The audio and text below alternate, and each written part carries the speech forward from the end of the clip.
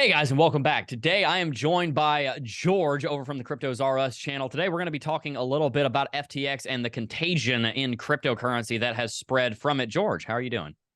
I'm doing well, Jeb. How are you?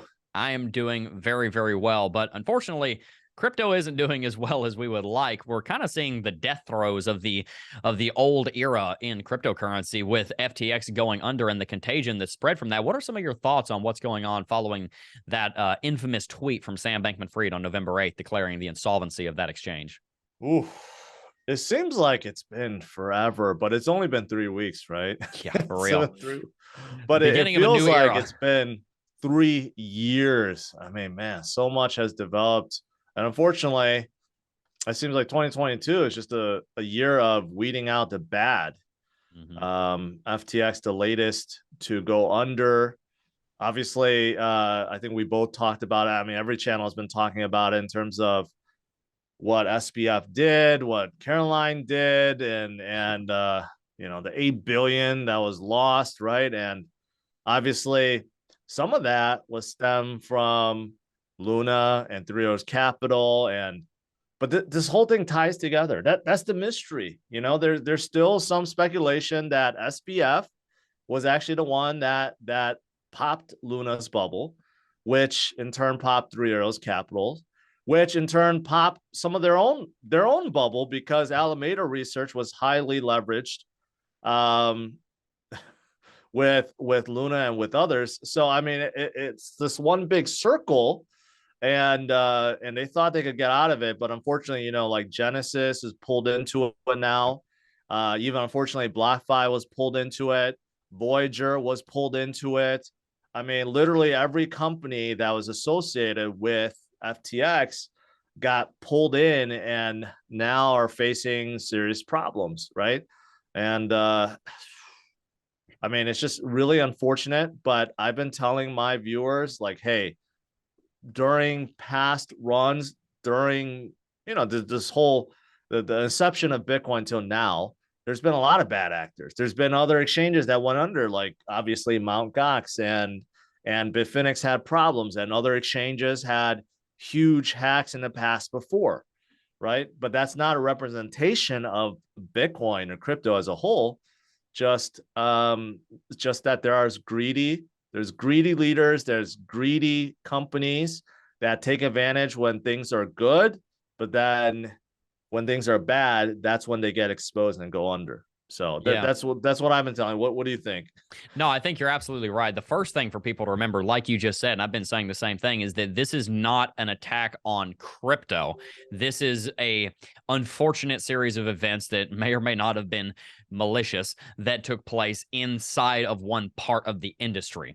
And it means that Sam Bankman-Fried and Caroline Ellison and Alameda Research and FTX and their 130 subsidiaries and their massive empire was not operating efficiently, but even more insidiously, it was not operating ethically. And that ultimately faced consequences. And unfortunately, the million-plus creditors to FTX have to face those consequences as well. Like you said, there were billions of dollars that were moved without anybody's authority. I mean, Sam Bankman-Fried moved billions of dollars of customer funds to Alameda Research, and then several billion of them we can't even find. Where'd they go? Who knows? I'm sure the bankruptcy court would love to know. And hopefully they will find them, because there's, as we talked about, a million creditors that are trying to get their money back from FTX.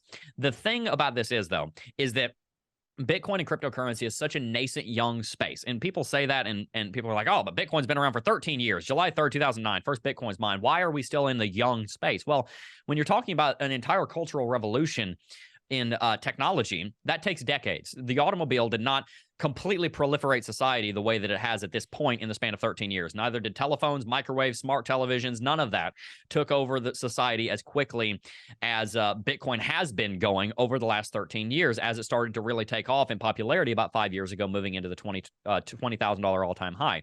That being said, when you have an industry grow to $3 trillion in market cap from $30 billion in market cap just 3 or 4 years prior, you're going to have some bad actors that are able to build multi tens of billions of dollar companies, and they're not going to necessarily always operate the correct way. What's fortunate, in a way, we could even call this a silver lining, if you will, is that when Bitcoin and cryptocurrency dropped this far, you found Bitcoin and crypto in a position where everybody that had built companies poorly all of a sudden had to face the consequences thereof, and the capitalistic mechanism of natural selection kicked in, and you had projects like Luna go under, Three Arrows Capital, Voyager Digital, Core Scientific, the Bitcoin miner, Argo Blockchain, another Bitcoin miner, ran out of is currently in the process of running out of funds, and one of their investors just pulled out for $28 million. FTX went under. Alameda Research obviously filing bankruptcy. BlockFi, we've got issues going on with Gemini and Genesis, and we don't know where that's going to go. All of these actors that were building their company in a way that was not sustainable are now here at the bottom getting weeded out. So hopefully the actors that are still in the space will learn the lessons or go the same direction. It's a burn of the poorly built companies in the cryptocurrency space, and hopefully it will lead for a more healthy forest floor where we can grow a much more healthy ecosystem into the future. But for right now, a forest fire is never that pleasant, and of course we're seeing that it's continuing to burn. But George, first of all, do you have any thoughts on that? But also, second of all, where do you see us going in the next 3 to 6 months, geopolitically, but also having to do with the contagion that's going on right now? I think you summed the whole situation up really, really, really good. I mean, if you look at just emerging technologies, you mentioned about cars, but you look at like internet, mobile, right? They didn't just overnight just, explode to 8 billion people. The internet took decades. Mobile went a little quicker, but you look at it since the inception of Bitcoin till now, really, it has not been that long, right? And we're much faster in terms of adoption and growth than all the previous revolutions that we had. So I think that's very important for people to keep in the back of their mind, because a lot of people jump in expecting to make quick buck, right? But then they don't realize that we do have up and downs, and it's still so early. And there's a lot of companies that did that, right? That jumped in wanting to make a quick buck, and they got burned too. So it's not just the retail that faces that. Yeah, I mean, and a lot of naysayers or a lot of people don't understand will say, well, how can you still support crypto when it's down like 90%? Well, you realize if you go back, Amazon was down 90+%. Apple almost went bankrupt before too. Microsoft was attacked by the government. I mean, all these big giants that we had or we have, they all had their up and downs too, but people just forget about those times. But going forward, unfortunately, I think it's good and it's bad. I think that there's going to be a lot more scrutiny, a lot more regulators looking at crypto overall. Now, why it's good and it's bad is because I think some of it can actually we could have some regulators actually enforcing some good policy, good rules that forces these companies that are too over leveraged, too risky, to actually have proper compliance, proper risk management, proper asset storage or allocation, all the things that FTX and one-to-one reserves. Reserves, not to just give out billions of dollars to your own companies without anyone knowing about it. I think consumer protection could be layered in, and I think that could be good moving forward. But unfortunately, though, a lot of times when these regulators, they're trying to make a name for themselves, they push it too far and they kind of label everything within a bucket. And hopefully that doesn't happen. Hopefully people, the Congress people that we have and regulators around the world don't associate all crypto with what happened to FTX, because then they may overregulate. Hopefully that doesn't happen, but I do see a lot more regulations coming up, and it could be a good thing in some ways, but maybe bad in some ways as well. I think a lot of that regulation is going to have a positive impact on the market cap. The question is, what impact does it have on the vision of Bitcoin? Because having regulatory framework, even if it impacts, and I'm not advocating for this to be clear, but I'm just stating the way that it would transpire. If you have over-regulation, it's likely going to mean that the guardrails are going to be hopefully very clear, that you could have trillions and trillions and trillions of dollars flow into the space. The issue is that where does the vision for Bitcoin of financial sovereignty and putting the power over finance and currency back in the hands of the individual so that the government or major corporations cannot use it against you? That's the vision. put as simply as I can put it, of Bitcoin, and then that birthed the cryptocurrency space. How much regulation comes in is going to have an impact on the vision, but no matter how much regulation comes in, it's likely going to drive adoption, because at this point, all of the the barbarians are in cryptocurrency. That's you and me and everybody watching this video right now. We're the barbarians. We're the Visigoths coming in and attacking Rome, which is JP Morgan trying to establish this new framework and overthrow this thing and build something even bigger than before for our own benefit. And ultimately, we're not doing anything wrong. We're trying to help people. We're not trying to ransack and pillage, but we want to build something new that actually has our best interests at heart. The issue is that regulation has to take place if you're going to see the 95% of the rest of the world that has the ability to invest in cryptocurrency actually invest in crypto. I interviewed Kevin O'Leary on the channel several weeks ago, and he talked about how there are billionaire tycoons over in Saudi Arabia that are making $250 million a day that want to invest in Bitcoin and crypto, and they can't do it because their hands are tied behind their back from a regulation standpoint. And so there's so much money waiting to flow in. So I think over the next several years, following the FTX disaster and considering the fact that we're at such a low price where smart money is going to pour in any day now, anytime in the next 2, 3, 4 months, people are sitting on the sidelines with billions waiting to see what this contagion is going to do, how far it's going to drop, and whether or not there's some other black swan event that's going to take place, which is going to wipe them out by dropping Bitcoin down massively again. But those billions of dollars sitting on the sidelines, frankly, trillions of dollars sitting on the sidelines, are waiting for that regulatory framework to come into play so that they can invest. What we need to be on the watch for is that regulation is coming and that money is coming. Both of them are coming. However, we have to make sure that as an industry, we walk this fine line where we're able to get the investment that we want without sacrificing the fundamental core vision of Bitcoin. It's almost like we can view the industry as a startup company that wants to go and raise a lot of money, but also doesn't want to sell its soul at the same time to traditional finance. So I think that's where we're positioning ourselves over the next several years. But I'd love to hear your thoughts on how would we walk that line to make sure that we're, not being corrupted by traditional finance. See, that's tough. That's tough. I agree with everything you said, but here's the thing. All of us in this space, all of us barbarians, we would love to see the price go up. And for that to happen, you got to have an influx of money coming in. And I agree with you. Billions upon billions, possibly trillions will be entering crypto over the next 10, 20, 30 years. And that will definitely drive prices higher.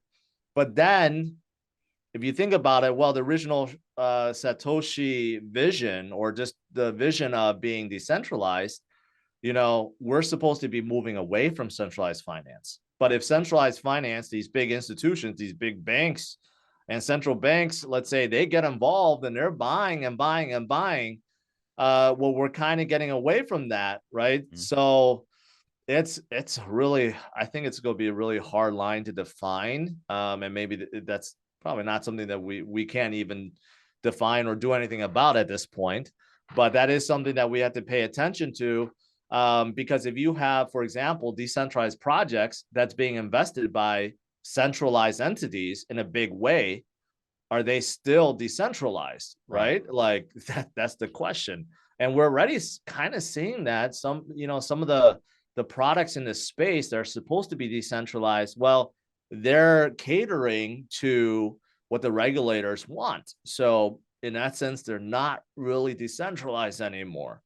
So it's tough. I don't know how to really answer that, but I agree with you. There will be more regulations. I think because of it, it will drive more institutional adoption.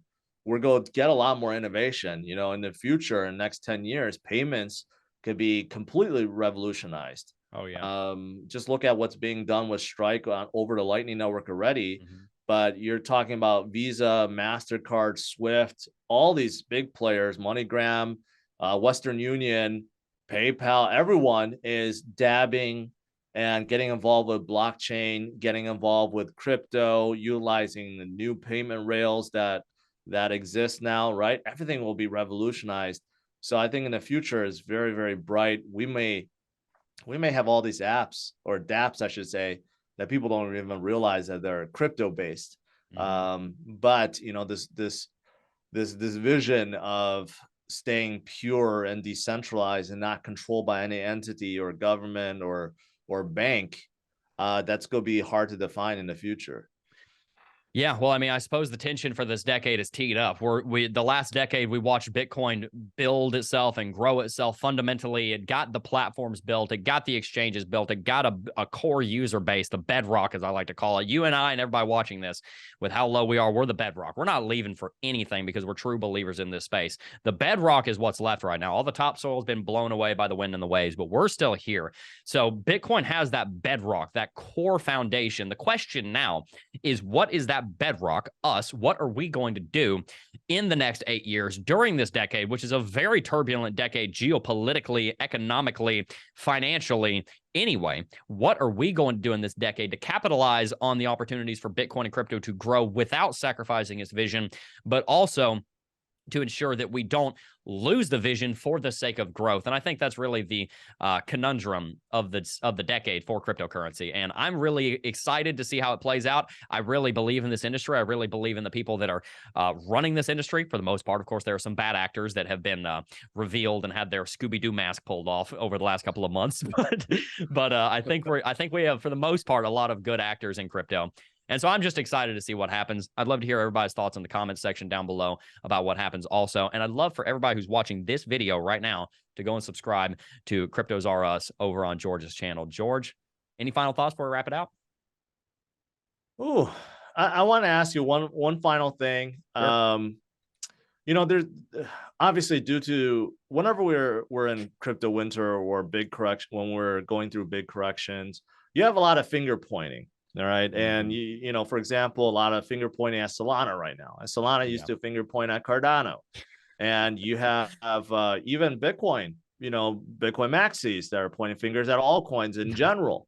Right. Yep. What are your thoughts about all the infighting? Do you think it's going to get better, or is it going to get worse? Or, you know, overall, can the community come together, you know, and lift everyone else up in some manner in the future? What are your thoughts?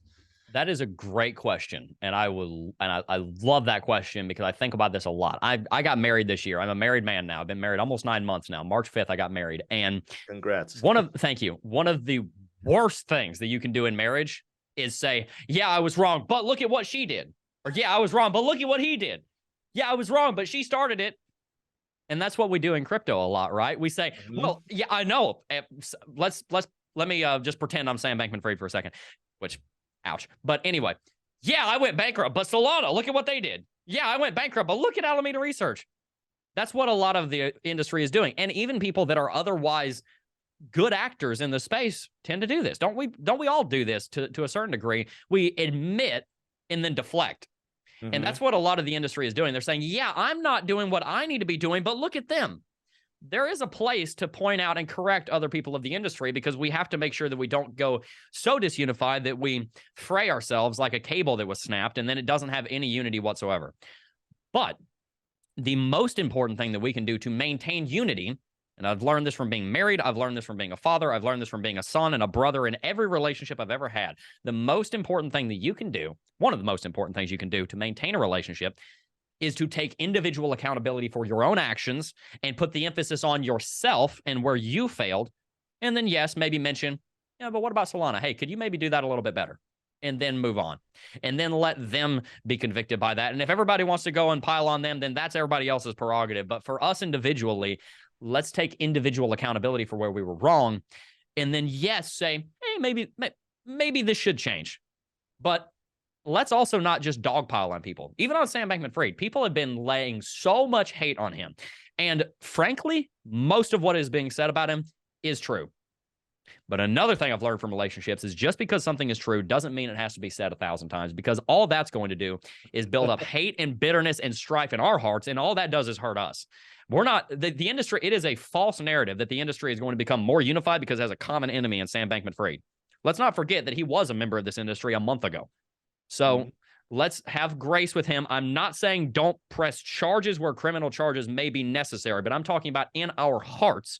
Let's not harbor bitterness and resentment towards anybody in the space, no matter how egregious their sinful acts have been. Let's realize that we've also made our own fair share of mistakes and take individual accountability, and maybe we'll be a more unified industry for it. That's really well said. Really well said, Jeb. I especially love that last part. We're all like, pointing fingers at SBF. And yes, of course, he's done some major damage and he does need to take accountability for what he Absolutely has done. But let's not forget that he was part of the community just 2 months ago or 1 month ago. Yeah. Right. Even though some questioned his motives and what he was truly doing. But yeah, he was part of it. And for the most part, people embraced FTX in a big way when things were doing good. No one really, really call him out on some of these things, but obviously, well, a lot of things we didn't know about, and it came out within the last month or so. But we didn't know most of what was going on. 99% of what was going on, we had no idea, no way to know. Yeah, I mean, even all the companies that went under, Luna, Celsius, Voyager, Gemini, or not Gemini, Genesis, BlockFi. I mean, there's a lot of stuff that's going on. We just don't know, right? But I totally agree with you. Finger pointing is not going to get us anywhere. Constructive criticism is good, to kind of help people and lift people up. But everyone needs to have some self-accountability. And overall, we need to work together to strengthen the industry rather than trying to tear down the industry, right? Absolutely. Well, thank you so very much for coming on the channel, George. I'm really looking forward to seeing a bunch of people that watch this go and subscribe to you. Most of them are already subscribed to you. We have a lot of crossover in our audience, but I just want to thank you for coming on the channel, and I'm glad that we got to do it, even though we had to reschedule. Sorry about that, but here we are. And we wrapped it. No problem. Thanks for having me. And everyone that's watching this from my channel, go check out Crypto Jeb as well. Great guy and very knowledgeable. Thank you. Peace out, guys. All right. Bye-bye. Hey, you made it to the end of the video. If you enjoyed this video, you should definitely consider subscribing because we're trying to help you become financially free in these cryptocurrency markets. And also consider following us on Twitter @CryptoJeb for more updates on the price of Bitcoin and cryptocurrencies. Peace.